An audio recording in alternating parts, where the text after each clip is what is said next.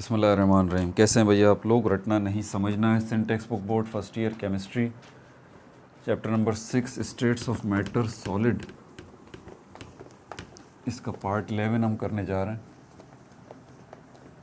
और इसमें हम प्रॉपर्टीज़ देख रहे हैं, प्रॉपर्टीज़ ऑफ क्रिस्टलाइन सॉलिड्स, इसका पार्ट 3 है ये।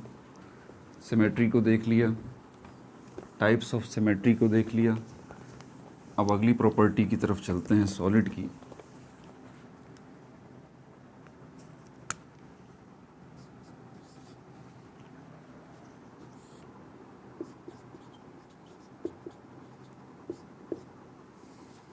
कॉपी पेंसिल ले लीजिए, लेक्चर को नोट करना है और मुस्कुराते रहना है। पिछली वीडियोस देखनी है। सारी प्लेलिस्ट के लिंक्स अब मैं डिस्क्रिप्शन में देने शुरू कर दिए हैं। हर वीडियो की डिस्क्रिप्शन में आपको जितनी प्लेलिस्ट हैं, सब चैनल के ऊपर जितनी प्लेलिस्ट हैं, सब के लिंक्स जो हैं डिस्क्रिप्शन में मिल जाएंगे। 11th केमिस्ट्री की प्लेलिस्ट है, उसका लिंक भी डिस्क्रिप्शन में मौजूद है। सिंध बोर्ड मैट्रिक बायोलॉजी की प्लेलिस्ट का लिंक मौजूद है।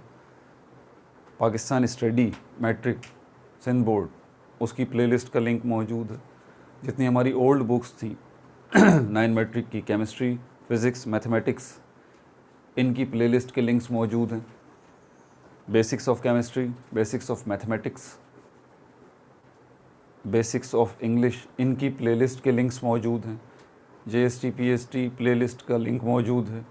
मॉडल पेपर्स पुराने जो हैं ओल्ड बोर्ड्स के, सारे बोर्ड्स के, ठीक है, सारे सब्जेक्ट्स के मॉडल पेपर्स जो हैं, उनके सॉल्यूशंस की वीडियोस जो हैं, उसकी प्लेलिस्ट मौजूद है। मॉडल पेपर्स लिखा होगा, देखें आप डिस्क्रिप्शन में, सारी प्लेलिस्ट मौजूद है, ठीक है।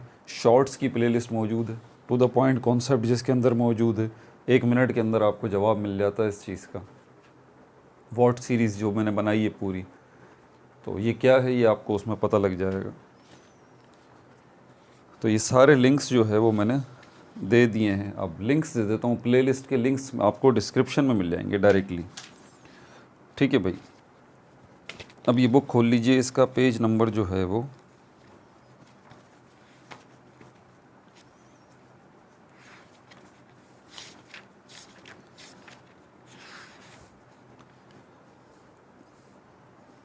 पेज नंबर 125 से सेकंड प्रॉपर्टी जो है वो ज्योमेट्रिकल शेप ऑफ क्रिस्टल्स, यहाँ से हम आगे बढ़ेंगे। आपको इन वीडियोस का कॉन्सेप्ट समझना है ना, तो आप बिल्कुल बुक के मुताबिक हम चलते हैं। तरीक़ेकार हमारा ये आप बुक खोलिए और आप टॉपिक देख लें। हर चैप्टर के अंदर जितने टॉपिक्स हैं, सब टॉपिक्स हैं, सेल्फ असेसमेंट हैं, एग्जाम्पल्स हैं, सब कुछ लिया जाता है। एक नुक्ता भी जो है वो छोड़ा नहीं जाता। जितना भी आपको इन्फॉर्मेशन प्रोवाइड की जाती है वो सारी की सारी बुक में गिवन होती है, ठीक है। कुछ चीज़ें अपनी तरफ से बताई जाती हैं जो कि ज़रूरी होती हैं आपकी बेस बनाने के लिए। अब चलते हैं इसकी तरफ। सेकंड जो हमारे पास प्रॉपर्टी है भाई, नोट्स ले लेते हैं साथ साथ, और साथ साथ मैं समझाता भी आपको रहूँगा। Geometrical shape of crystal second property है ये।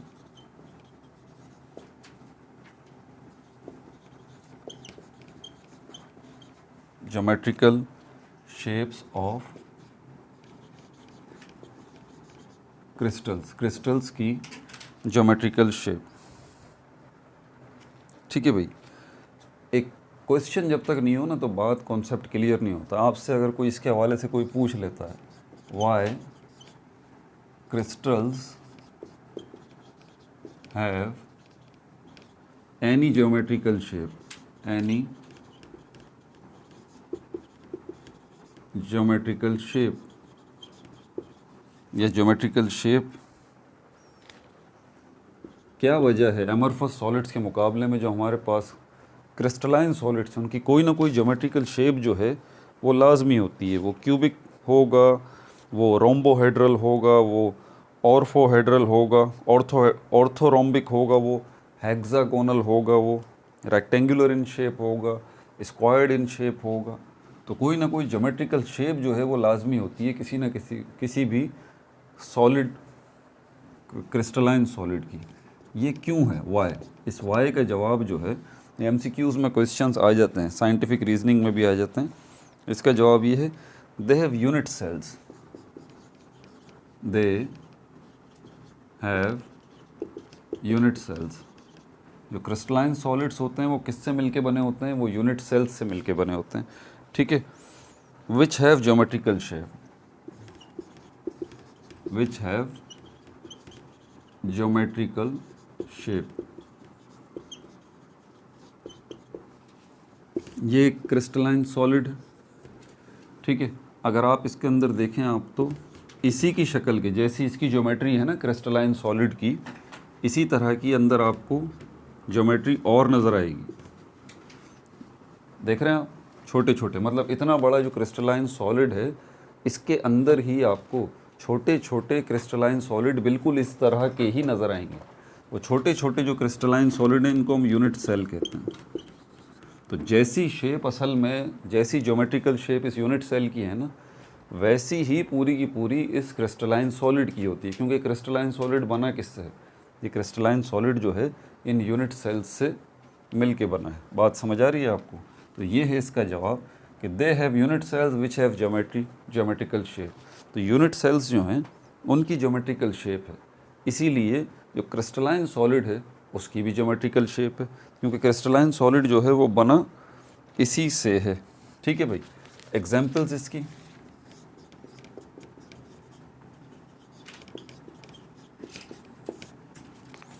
Examples, diamonds unit cell. जो डायमंड है,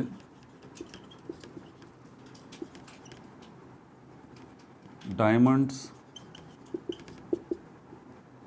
diamonds apostrophe s, diamonds unit cell किस शेप का होता है, क्यूबिक शेप का होता है। डायमंड जो है क्रिस्टलाइन सॉलिड है और उसकी जो ज्योमेट्री होती है, उसका जो यूनिट सेल है उसकी जो ज्योमेट्री है वो क्यूबिक है, इसीलिए डायमंड जो है वो भी क्यूबिक है, ठीक है।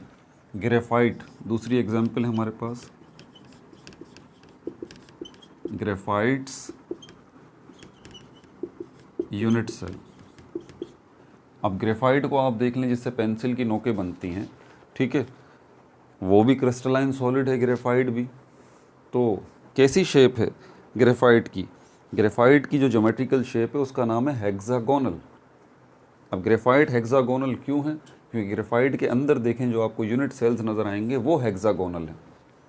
तो जैसी ज्योमेट्री यूनिट सेल की होगी किसी भी क्रिस्टलाइन सॉलिड की, वैसी ही ज्योमेट्री ओवरऑल पूरे के पूरी उस क्रिस्टलाइन सॉलिड की होगी। समझ में आ रही है बात? ग्रेफाइट्स यूनिट सेल हेक्सागोनल है, हेक्सागोनल है, यानी कि 6 कोनों वाला हेक्सागोनल। हेक्सा मीन्स 6, गोनल मीन्स किनारे, ठीक है भाई। इस तरह की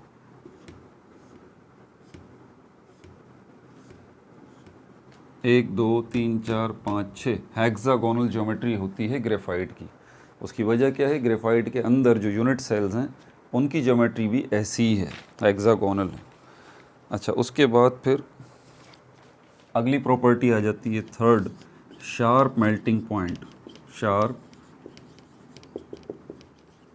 मेल्टिंग पॉइंट, क्योंकि ये सॉलिड हैं, एमरफस सॉलिड हो या क्रिस्टलाइन सॉलिड हो, हैं तो ये सॉलिड ही। जब आप इनको हीट करेंगे तो कोई एक टेम्परेचर ऐसा आएगा जिस पर ये सॉलिड जो है वो मेल्ट होना, यानी कि पिघलना या लिक्विड में कन्वर्ट होना शुरू कर देंगे उस स्पेसिफिक टेम्परेचर के ऊपर।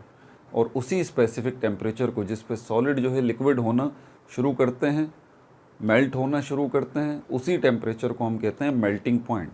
तो यहाँ पर इनका मेल्टिंग पॉइंट जो है वो शार्प है।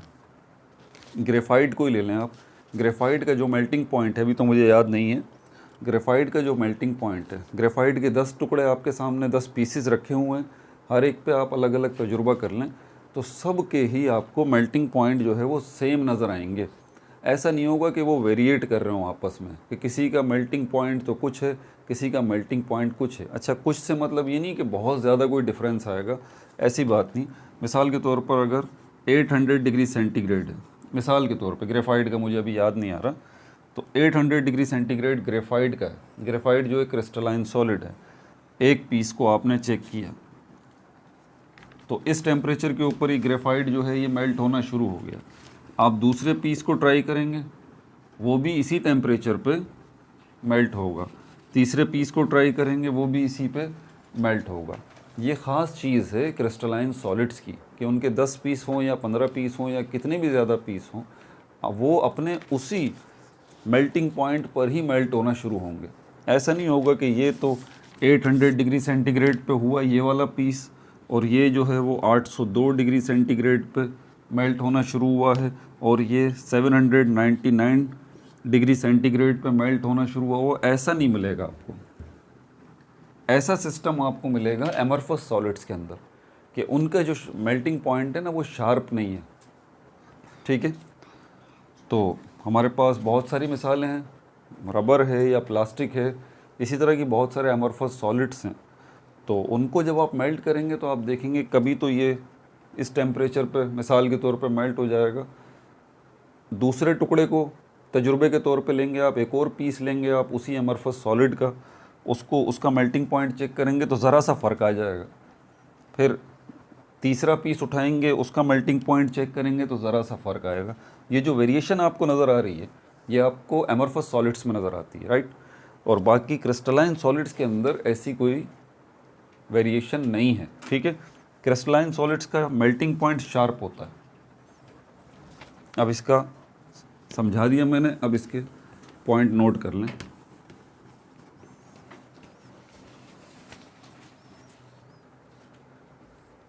तो इसका शार्प मेल्टिंग पॉइंट होता है, ये बात तो पता लग गई। आपसे कोई पूछ रहा है कि भाई शार्प मेल्टिंग पॉइंट क्या है, तो आपने बता दिया क्रिस्टलाइन सॉलिड्स के हवाले से कि शार्प मेल्टिंग पॉइंट ये होता है। अगला सवाल अगर आपसे पूछ ले, मेन चीज़ें देखें, सवाल कोई आपसे सवाल पे सवाल पूछता है, फिर अगला सवाल आपसे पूछा जाता है कि आप रीज़न बता दें इसका रीज़न क्या है, क्या वजह है कि शार्प मेल्टिंग पॉइंट है क्रिस्टलाइन सॉलिड्स के, रीज़न क्या है इसका। तो इसके दो रीज़न हैं, आप नोट कर लीजिए। पहला रीज़न ये है कि जो अट्रैक्टिव फोर्सेस हैं, अट्रैक्टिव फोर्सेस हैं, वो फोर्सेस जिन्होंने क्रिस्टलाइन सॉलिड्स के अंदर यूनिट सेल्स को आपस में जोड़ के रखा हुआ है, बांधा हुआ है, और वो फोर्सेस जो कि एक यूनिट सेल के अंदर जो जितने एटम्स हैं या मॉलिक्यूल हैं या आयंस हैं उनके दरमियान जो फोर्स मौजूद है उसकी बात हो रही है, अट्रैक्टिव फोर्सेस। तो ये वो अट्रैक्टिव फोर्सेस हैं जिन्होंने यूनिट सेल्स को जो है आपस में बांध के रखा हुआ है, जोड़ के रखा हुआ है। तो ये अट्रैक्टिव फोर्सेस जो हैं वो क्या हैं पहली बात तो ये कि अट्रैक्टिव फोर्सेस के हवाले से ही दोनों पॉइंट हैं। ठीक है, पहला पॉइंट ये है कि अट्रैक्टिव फोर्सेस लॉन्ग रेंज हैं, लॉन्ग रेंज हैं। लॉन्ग रेंज का मतलब ये है कि पूरे के पूरे क्रिस्टल के अंदर जितने यूनिट सेल्स हैं, पूरे के पूरे क्रिस्टल के अंदर जितने यूनिट सेल्स हैं सब पर मौजूद है ये।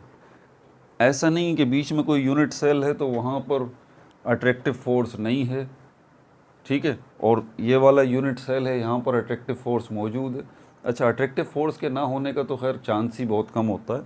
अट्रैक्टिव फोर्स जो है इसकी मैग्नीट्यूड, इसकी मिकदार, इसकी इंटेंसिटी, इसकी शिद्दत, इसकी पावर में कमी ज़्यादती हो सकती है।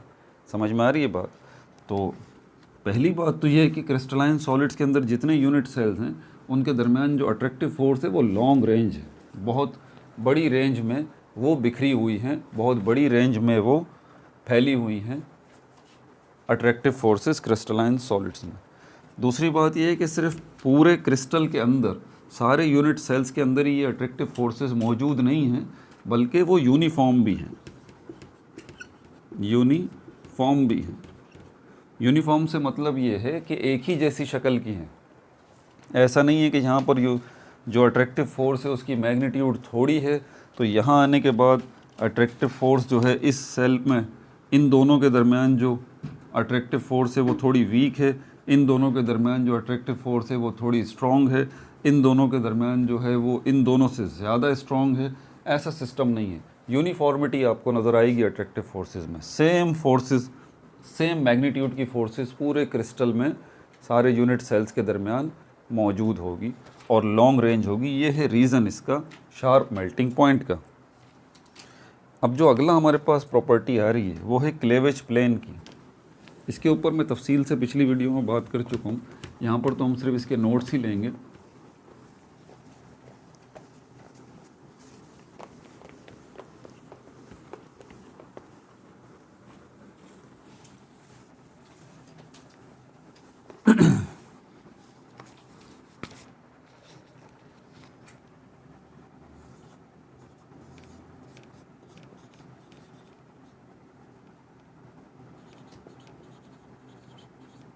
क्लेवेज,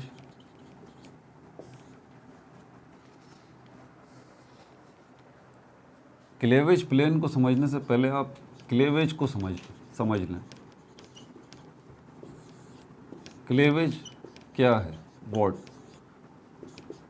मैं हमेशा एक बात आपको समझाने की कोशिश करता हूँ, मैं आपसे पूछता हूँ ये क्या है, तो इस क्या का जवाब मुझे टू द पॉइंट दीजिए कि सर ये मार्कर है। मैंने आपसे ये नहीं पूछा कि इससे लिखते हैं तो ये लिखता है तो ये ऐसा लिखता है, ये मेरा सवाल नहीं है। मेरा सवाल टू द पॉइंट है, ये क्या है, टू द पॉइंट जवाब होना चाहिए कि ये मार्कर है। बिल्कुल इसी तरह यहाँ से जब आपसे पूछा जाए क्लेवेज प्लेन के अंदर क्लेवेज क्या है, कट, ये एक कट है। किसके अंदर कट ये लग रहा है, ये एक कट है ऑन क्रिस्टल, क्रिस्टल के ऊपर, ऑन क्रिस्टल। अभी क्लेवेज की बात हो रही है, क्लेवेज प्लेन की बात नहीं हो रही, ठीक है। काम क्या है भाई इस कट का, ये जो आप कट लगा रहे हैं, काम क्या है इसका, smaller crystals of identical shapes can be obtained. आप एक ही जैसी शक्ल के बहुत सारे क्रिस्टल्स हासिल करना चाहते हैं। ये जो है वो एक क्यूबिक क्रिस्टल है, तो आप इसके अगर आप टुकड़े करेंगे तो आपको बहुत सारे छोटे छोटे इसी शेप के क्रिस्टल्स मिलेंगे।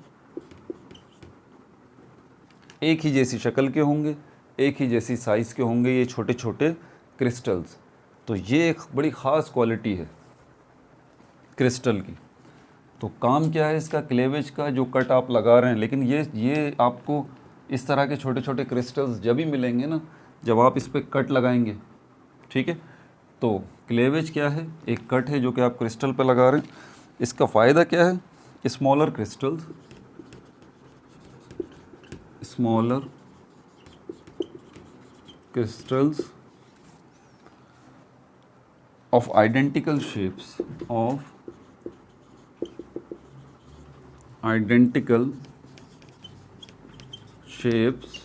are obtained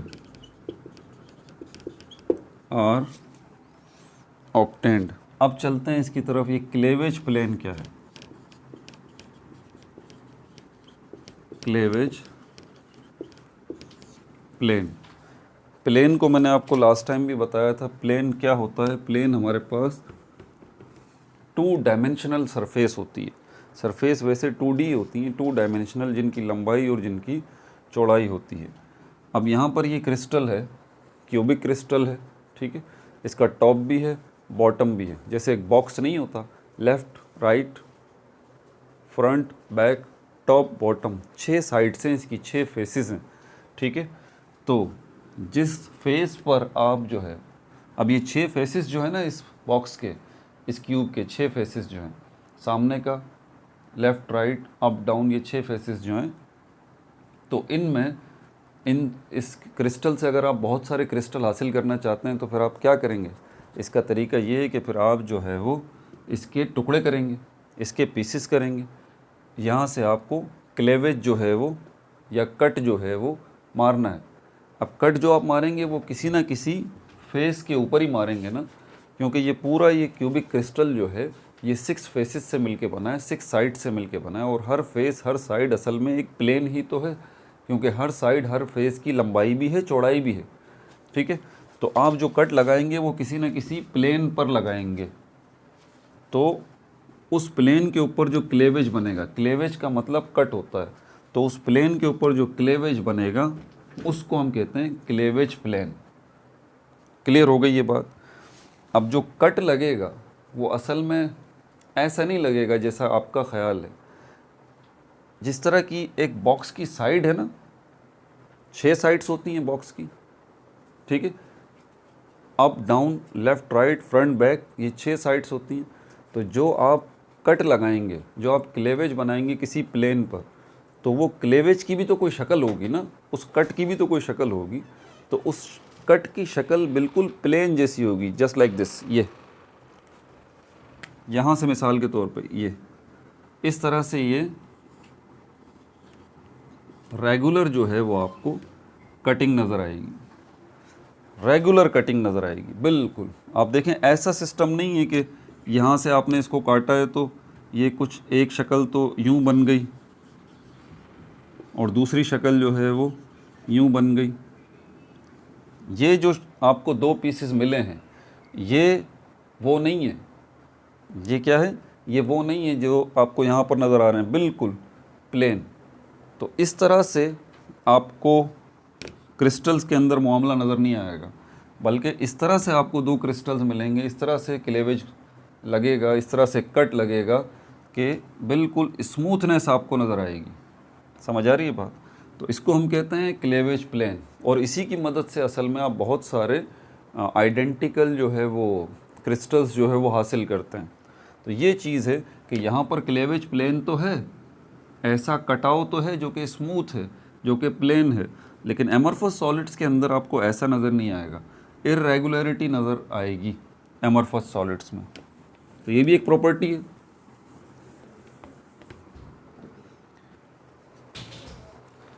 अब क्लेवेज प्लेन सवाल से ही मामला आगे चलता है ना, आपसे पूछा जाता है भाई ये क्लेवेज प्लेन क्या है, इस क्या का जवाब क्या है, लाइन है या पॉइंट है, एक ऐसी लाइन है या पॉइंट है। कहाँ पर, कहाँ है ये लाइन, कहाँ है ये पॉइंट, क्रिस्टल पर मौजूद है। Which have direction of cleavage, which have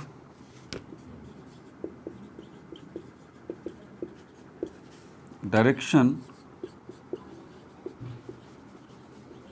of cleavage, जिसमें क्या मौजूद है, क्लेवेज की डायरेक्शन मौजूद है।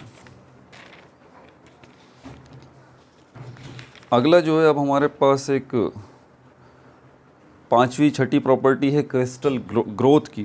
क्रिस्टल ग्रोथ को फिर उसके बाद एन आइसोट्रोपी है, ये है, इसको हम अगली वीडियो में डिस्कस करेंगे। ठीक है भाई, यहाँ तक के लिए आज इतना काफ़ी है। अपना बहुत ज़्यादा ख्याल रखिएगा। No like no subscribe, only share.